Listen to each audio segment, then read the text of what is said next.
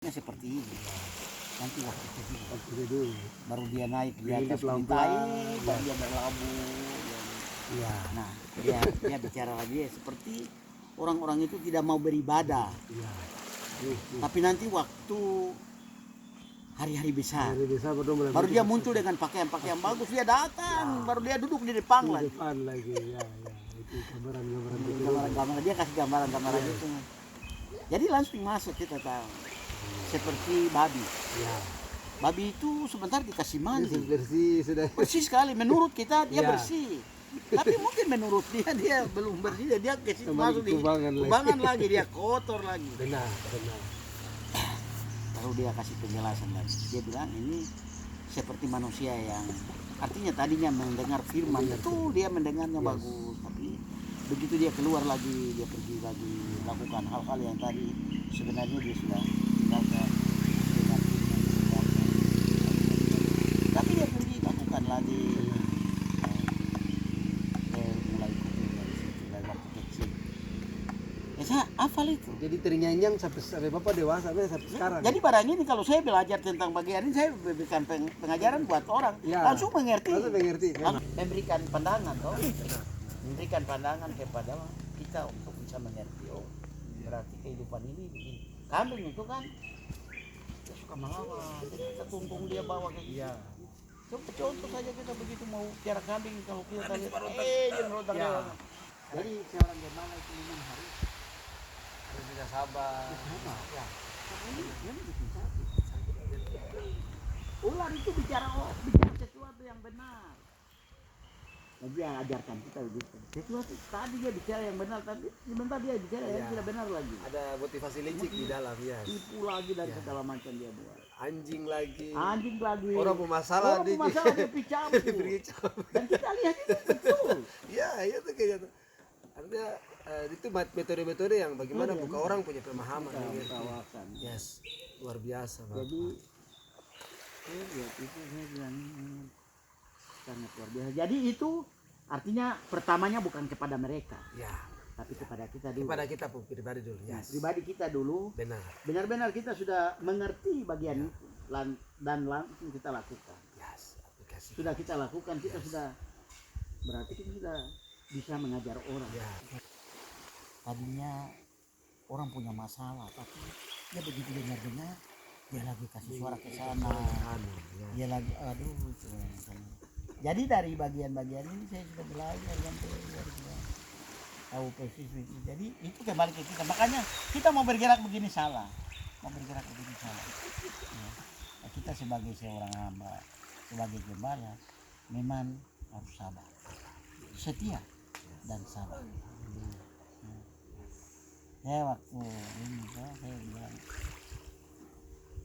saya ini dari waktu kecil saya hanya belajar dari situ ya kebenaran firman Tuhan saya kaitkan dari situlah saya mulai mengerti. Apalagi kalau saya begitu buka Yohanes itu kita bilang Tuhan itu jauh. Sedangkan Tuhan bilang saya ada ini. Jadi firman itu orang bilang anggap dia, jangan anggap biasa firman. Firman itu Tuhan sendiri. Kuasanya ada, tidak sama dengan buku biasa. Amin, berbeda. Itu sangat berbeda jauh. Dan itu kuasanya ada. Jadi ketika kita percaya kepada firman, mujizat terjadi. Amin. Karena dia bilang begini, berfirmanlah. Berfirmanlah maka semua jadi. Dan dia bilang baik adanya. Tidak ada yang tidak baik. Tidak baik. Semuanya yang dia bilang berfirman semua jadi baik. Jadi memang kita punya kebenaran. Makanya saya bilang begini, kita di bagian timur ini, gereja Pentakosta ada di sini. Dia sangat luar biasa. Dia mengajarkan kebenaran. Dia berbicara tentang bagaimana manusia hidup di dalam kerajaan surga nanti. Ya. Jadi di dunia ini kita boleh ada menikmati apa yang sudah Tuhan bilang begini, yang ini boleh kamu menikmati, tapi yang ini kamu jangan. Jadi saya bilang begini, bukan orang melakukan kejahatan itu kepada orang itu, tapi hanya karena tidak mendengar. Karena Tuhan sudah menciptakan kita serupa segambar dengan Dia. Lalu kenapa ada manusia Tuhan ciptakan kita sejenisnya seperti ini? Pasti punya tujuan. Ada destininya. Iya ada. Tapi kenapa kalau kita sama-sama dianggap kita salah? Ya karena hanya tidak dengar perintah, belum Tuhan merestui itu, atau itu baru kita sudah melampaui itu, makanya kita dianggap berdosa. Kita dosa. Artinya sesuatu yang lain. Belum kita artinya belum Tuhan setuju untuk kita lakukan hal itu. Kita sudah mendahului itu melakukan, makanya kita dianggap salah.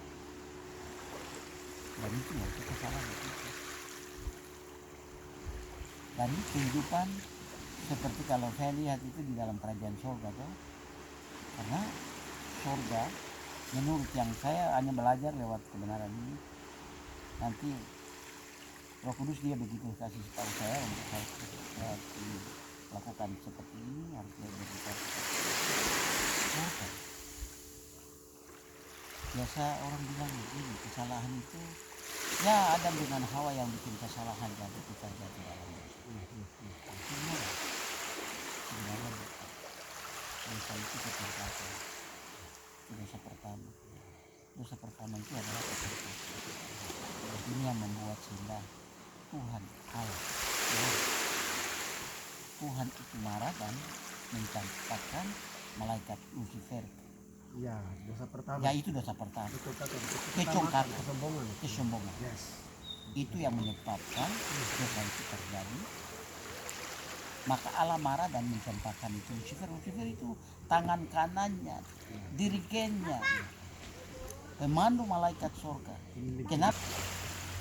Artinya tidak dengar, maunya melebihi. Ini bahaya. Ya. Dan ini terjadi di semua gereja-gereja, itu terjadi dalam keluarga pun ada di sana. Dan situasi itu sering terjadi sampai hanya kecongkakan yang banyak. Jadi makanya di dalam firman Tuhan ini kecongkakan itu mendahulukan kita. Ya. Orang merasa dia lebih daripada itu yang menjadi masalah. Merasa diri benar, paling benar. Ya dia yang benar. Itu ciri-ciri orang yang tidak butuh juru selamat. Padahal kita hidup nih karena kasih karunia. Makanya saya bilang Pentakosta ini memang, dan saya pernah dengar berita dari Tuhan lewat suara dalam mimpi. Saya dengar suaranya, dia sebut saya punya nama di sini. Dia bilang begini,